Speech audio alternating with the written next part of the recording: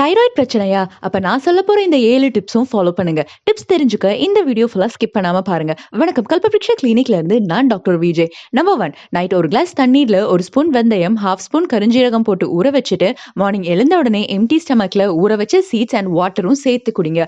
Number 2, ஒரு class வாட்டர்ல 1/2 spoon அமுக்கரா, 1/2 spoon சுக்கு, 1/2 ஸ்பூன் குகுலு, ஒரு கையளவு துளசி போட்டு பாயில் செஞ்சு 1/2 கிளாஸா வத்த வச்சு மார்னிங் அண்ட் ஈவினிங் ஆகாரத்துக்கு 30 மினிட்ஸ் மேல குடிங்க.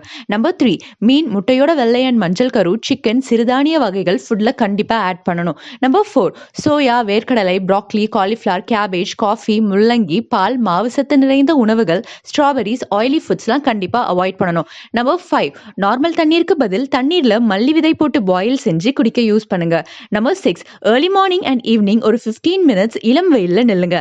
நம்பர் 7, ரெகுலரா உஸ்திராசனா, சேதுபந்தாசனா, மத்ஸ்யாசனா போன்ற யோகா பிராக்டிஸ் செய்யுங்க.